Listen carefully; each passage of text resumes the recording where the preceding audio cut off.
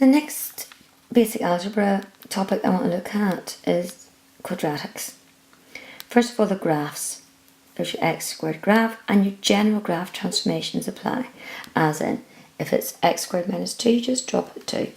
If it's x minus 2 inside the brackets squared, you move it across 2 to the right. When it's inside the brackets, you do the opposite to the x's. When it's outside the brackets, you do what it says to the y's. Solving equations. First thing that's most important is all terms must equal 0. You can solve by factorising. So you factorise inside each bracket equal to 0.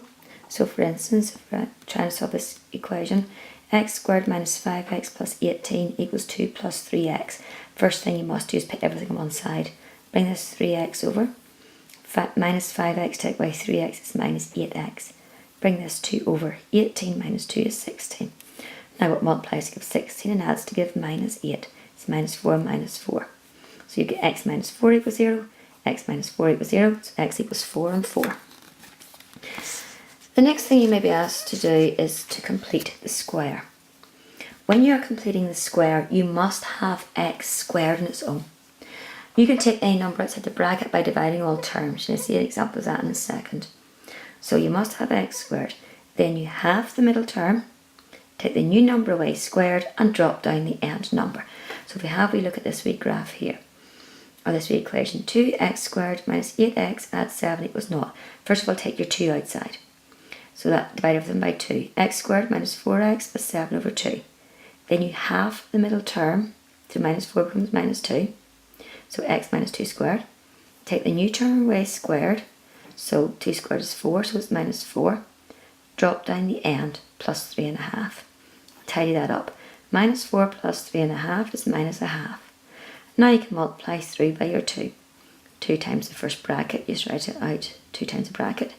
Minus 2 times a half is 1. Now at this stage, you can solve this equation by bringing your 1 over, bringing your 2 over, it becomes dividing, bringing your square over, opposite square, square root. And remember, when you're finding the square root of something, it's a positive and negative square root. And then bring your minus 2 over to be a plus 2. Quite common in these type of questions is drawing the graph. So you've completed the square. Now to sketch that graph, you start with the next squared graph. You move it 2 to the right, as in do the opposite, move it 2 to the right. Times it by 2 just makes it look a bit steeper, and minus 1, you drop it down 1. To find where it crosses the axis at, you choose x to be 0 to find where it crosses the y-axis.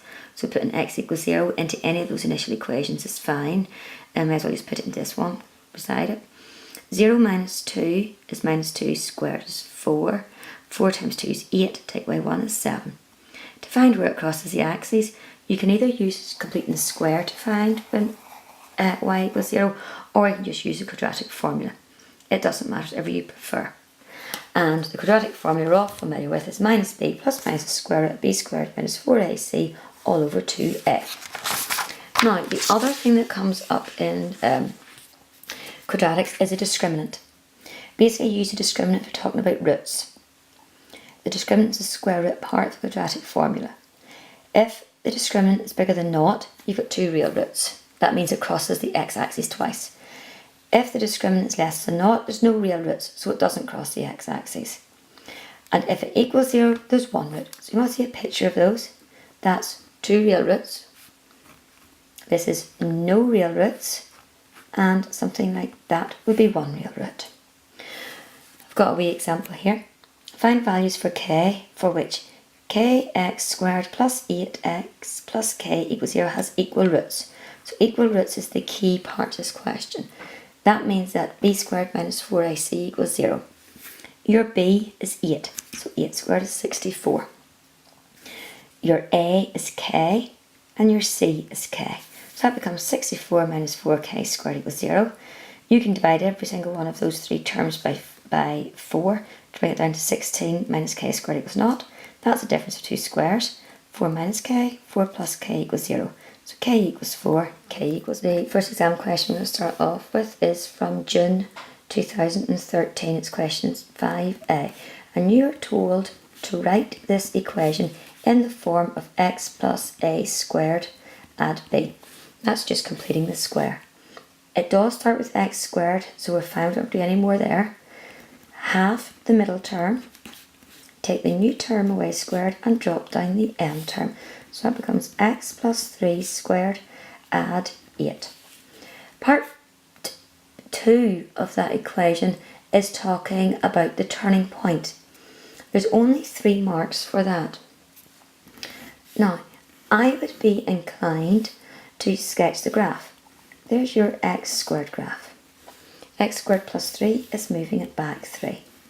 So there's x plus 3 squared. And then lift it up 8.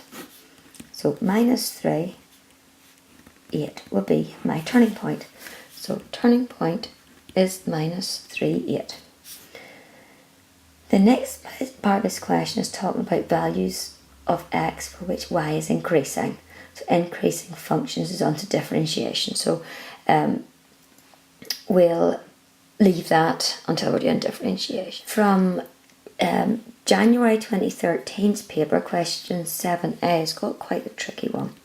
K minus 2x squared plus 2x minus k equals 0. And it's asking you to show that the equation has real roots for any real value of k. Now, the key word there is roots. So let's work with the discriminant. B squared minus 4ac. B squared minus 4 times a times c. Now if I tidy it up a wee bit, 4 plus 4k, k minus 2, just that's minus 4 times the minus k. I'm going to multiply that out. 4k squared minus 8k, add 4. Now, if I can determine that that is always above 0, that means it has got real roots. To determine if anything is always positive, the best way of doing it is completing the square. So I'm going to divide through by the 4. I'm going to halve the middle term, take the new term away squared and drop down the m term. So that becomes 4k minus 1 squared. Now, this is a squared number. Every single squared number is either 0 or positive. If you times it by 4, that means that all this, or this expression, is always going to be greater than or equal to 4. Sorry, greater than or equal to 0, i.e. it has got real roots. Next question is from June 2012, that's question 6.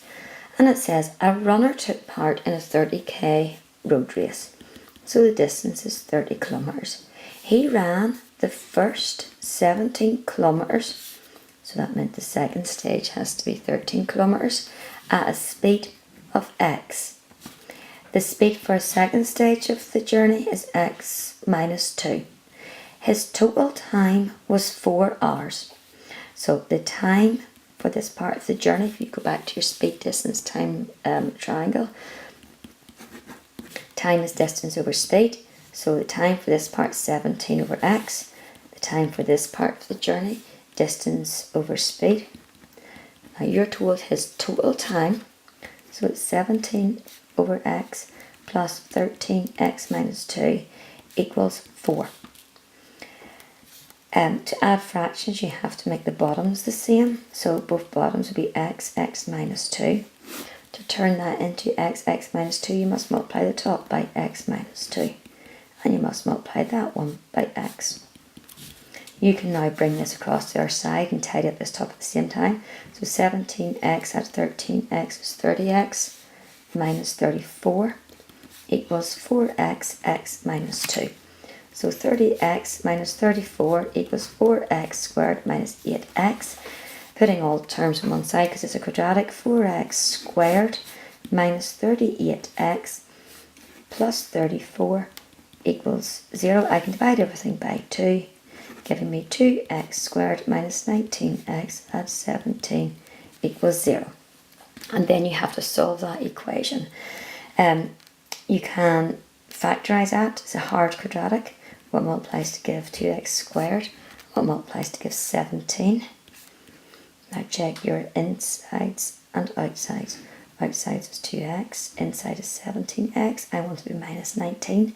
Minus 2 take away 17. So you've got two answers. X equals 17 over 2 or X equals 1. Now, if you take your X equals 1 and if you check up here and you put in X to be 1, his speed would be minus 1, so that answer does not make any sense. So the answer is 17 over 2. Have a wee look at January 12, question 5a, and it says write this question here in the form of x plus p squared minus q, completing the square. It starts off with x squared, so half the middle, take new one away squared, drop down the end, x plus 3 squared minus 11. The next one is saying find the minimum value.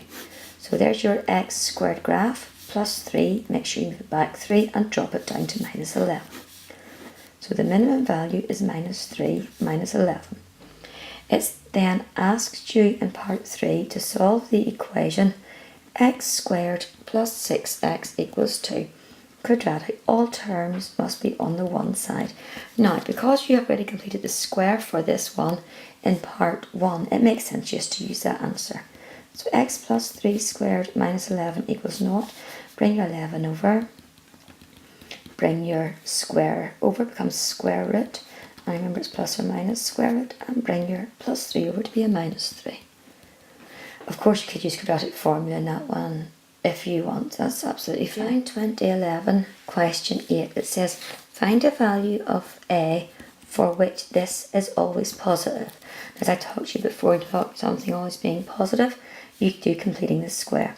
So half the middle, take a new one away squared and drop down the end number. Now, if you picture this graph, x squared plus 2, you move it across 2, minus 2, you move it across 2.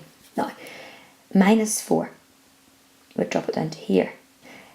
Then we're going to add something onto it. So you've dropped it down, but you want this graph to always be positive. So this number you have to add on has to be greater than or equal to 4. Bring it up the 4 places up to the x-axis and above. In January 11, questions 5c, it's got an interesting slant on the quadratic equations. Now, different ways you could write this equation. I'm going to write it out like this for the time being. That x in the bottom line causes a lot of problems. So if I multiply everything by that x, we see what happens. So you've got x a third times x a third equals 2 x a third. X a third divided by x a third will disappear.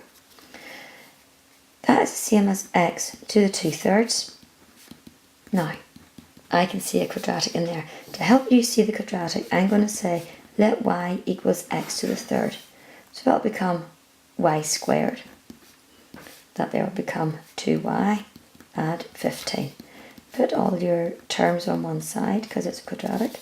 What multiplies to give 15 and adds to give minus 2? It's y minus 5, y plus 3 equals 0. So you've got y equals 5 and you've got y equals minus 3. But y was x to the half. So x to the third is 5 and x to the third is minus 3. X to the third is meaning it's the cube root of x. So the cube root of x. When you're bringing a cube root to the other side, you do the opposite. Opposite of cube root is cubing. 5 cubed is 125. And bring this cube over. Minus 3 cubed is minus 27.